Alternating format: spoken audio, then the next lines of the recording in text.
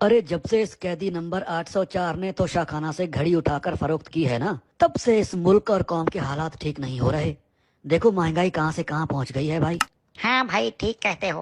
पहले कितना अमन व अमान था, एक चिड़िया तक पर नहीं मार सकती थी। ये तो अच्छा है कि बब्बर शेर शरीफ और जरदारी जियाली जिंदा हैं।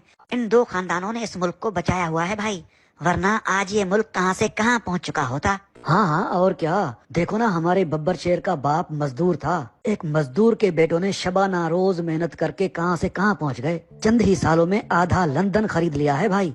इतना मेहनती और ईमानदार खानदान है, जिसे ये कैदी कहता है कि ये चोर हैं। अरे मेरे महबूब लीडर के पास भी तो कुछ नहीं था, सिनेमा के टिकट बेचता था बेचारा।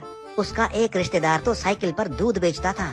आज उसका सारा खानदान MPA और MNA बन गया है भाई। उसकी पार्टी का एक वर्कर मीटर रीडर हुआ करता था किसी जमाने में, चंद ही बरसों में अरबपति बन गया। इतनी दौलत कमाई के पाकिस्तानी बैंकों में जगह कम पड़ गई, मजबूरन उनको बाहर मुल्कों के बैंकों में रखना पड़े सारे पैसे।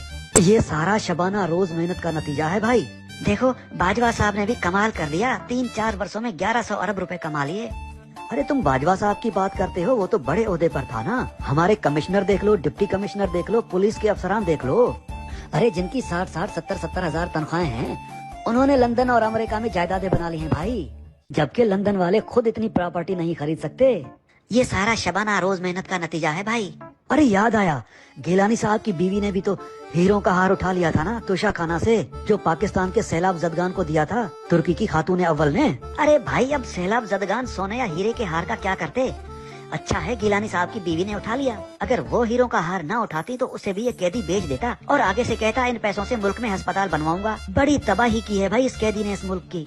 अरे हमारे ईमानदार मजहबी और मोहब्बे वतन लीडरों ने सारा मुल्क बेचकर भी लंदन, दुबई और अमेरिका में प्रॉपर्टीज खरीदी हैं, जजीरे बनाए हैं, सारा कारोबार बाहर सेट किया है, लेकिन मुल्क का एक रुपया तक जाया नहीं किया। ऐसे होते हैं लीडर, और इसे कहते हैं सियासत। हाँ भाई, क्यों नहीं। अपने औलाद के लिए शबाना रोज मेहनत करके पता नहीं कहाँ कहाँ से कर्जे लेकर भीख मांग कर अपने आने वाली नस्लों के लिए बाहर मुल्कों में पैसा जमा कर रहे हैं भाई।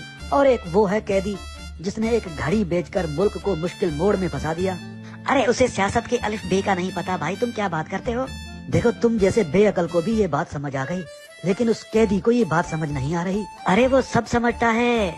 अरे क्या खाक समझता है, कहता है ये सारा कर्जा और भीख में लाया गया सारा पैसा इस मुल्क और गरीब आवाम का है। कर लो बात, आज लाखों पाकिस्तानी अगर पूरी दुनिया में शबाना रोज भीख मांग रहे हैं, तो क्या वो सारा पैसा आवाम का हो गया? बिल्कुल नहीं। और तो और कहता है मैं मुल्क में यूनिवर्सिटीज बनाऊंगा। कर लो बात। अरे तुम यूनिवर्सिटीज की बात कर रहे हो, वो कैंसर अस्पताल बनवा रहा था। कहता था अमीर और गरीब का एक ही अस्पताल में इलाज होगा। अरे हमेशा पागलों वाली बातें करता था।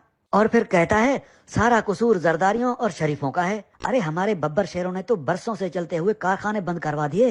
अरे अच्छा हुआ ना, मुल्क पर बोझ थे ना। देखो कॉलेज, स्कूल, यूनिवर्सिटी तक बंद करवा दी हमारे महबूब लीडरान ने। कितना पैसा बचा लिया इस मुल्क और कौम का, और इस सारे बजट से अपने लिए दुनिया की महंगी तरीन गाड़ियाँ खरीद ली। ऐसी गाड़ियाँ कि जिनका एक एक टायर 4-4 करोड़ का है।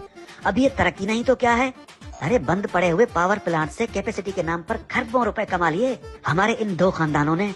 अब अगली बारी उनकी औलाद की है भाई। देखो हमारे महबूब लीडरान के पास कैसे कैसे जदीद तरीके हैं पैसा कमाने और पैसा जमा करने के लिए। इतनी फिक्र है इनको मुल्क और कौम की। और वो कैदी ऐसे नायाब और ज़हीन इंसानों को कहता था कि ये सब चोर हैं और उनको उल्टा लटकाऊंगा। अरे जब चोरों को उल्टा लटकाएगा तो इस कौम और मुल्क को कौन चलाएगा? अरे बाहर से कर्जे कौन लेगा? लंदन में फ्लैट कौन खरीदेगा? पागल कहीं का। यार तुम क्यों एहतजाज कर रहे हो?